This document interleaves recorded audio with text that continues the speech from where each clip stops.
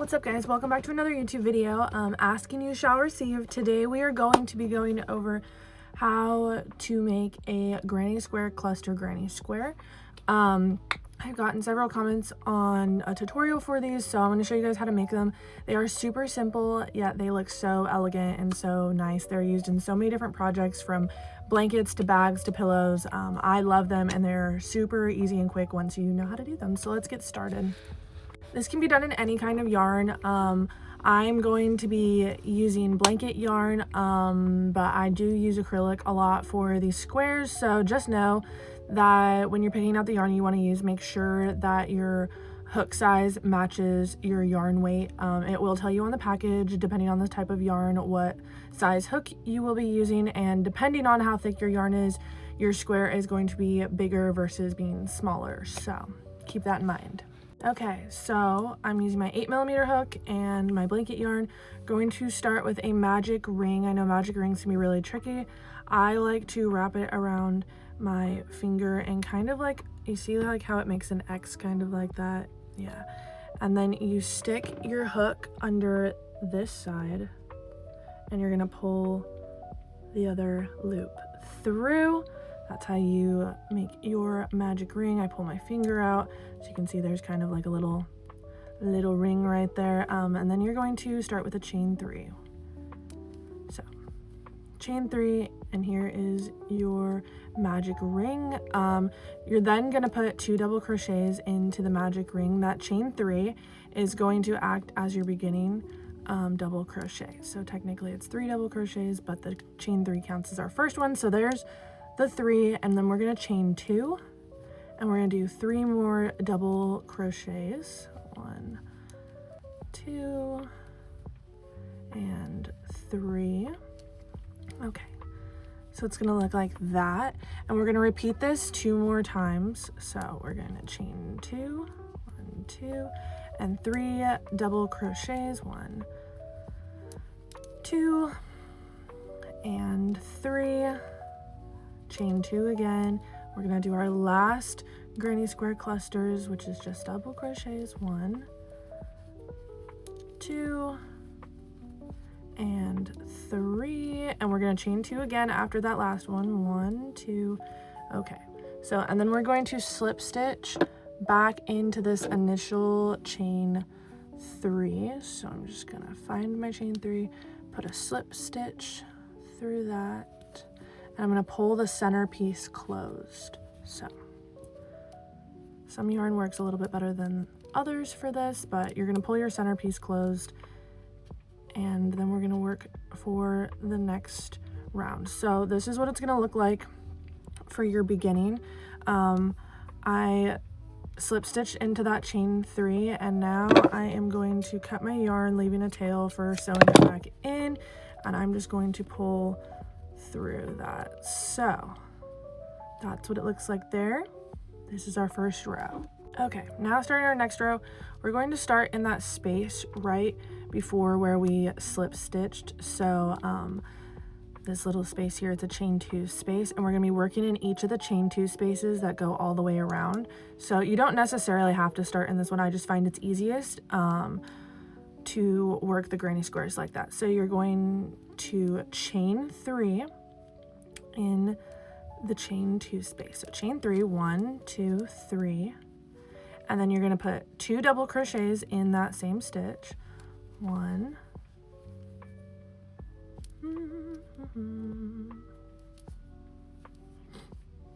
oh, okay, 1 and 2, because our chain 3 starts as our beginning double crochet. So we got the double crochets there. We're going to chain 3, 1, 2, 3, and then we're going to place 3 more double crochets inside of that same chain 2 space, and 3. Okay, so this is what it's looking like here. Now we're not going to go into any of these middle stitches here. We're going to find that next chain 2 space, and we're going to do the exact same thing. So it's going to be 3 double crochets, chain 3, 3 double crochets. Once you've done that one, you're going to find this chain 2 space, do the same thing all the way back around, and I will meet you guys back here at the beginning, but it's the same for each of those chain 2 spaces in this row. Okay, we are now back to our beginning. As you can see, the corner points are forming, so we are going to slip stitch into the beginning chain 3 that we did. So let's do that really quick. Slip stitch into there, and I like to chain 1 afterwards just because I feel like it secures that space, because we are going to cut our yarn again, and then that loop that we had, we're just going to pull it through just like that. So this is what it's going to look like. Okay, I always start in this space that is right before where we've slip stitched, that space that's created. I just think it's easiest to follow your work. So that is where I'm going to show you guys where to start for this. So you're going to attach your new yarn in there with a chain 3. This is going to be lots of chain 3s and double crochets. So there's our chain 3, and we're going to place 2 double crochets with that chain 3 in this same space. So 1 and 2, and this is what's known as a granny square cluster. So in these middle spaces, you're going to be doing 3 double crochets. Corner spaces are going to be 3 double crochets, chain 3, 3 double crochets. So as you get more round and you get bigger, there's going to be more of these spaces in between each of your corner points. Okay, so in each of the middle spaces, it'll always be 3 double crochets, and you're not going to chain 1 to get to the next space. It's just a 3 double crochet, go into the next space, 3 double crochet, corner points, 3 double crochet, chain 3, 3 double crochet. So I'm going to work part of this row with you guys, and then I will meet you guys back at the beginning. So we're going to go into a corner point now. So that's the 3 double crochets, 1, 2, and 3, and then we're gonna chain 3, 1, 2, 3, and do 3 more double crochets in the same space, 2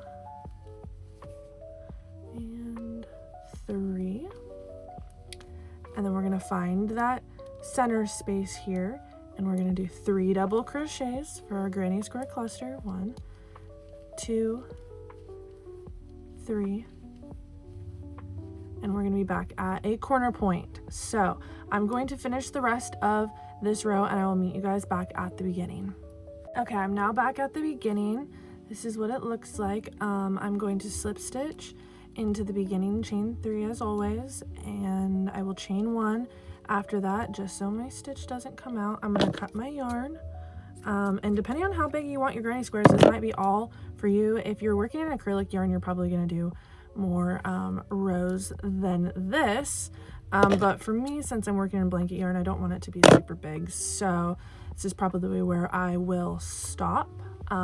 But this is what it looks like. So now you can kind of see going forward for our next row. So this will be the space that you are starting in. See how there's going to be 2 gaps now in between the corners. So you'll do the granny square clusters here, and then you'll do the corner points.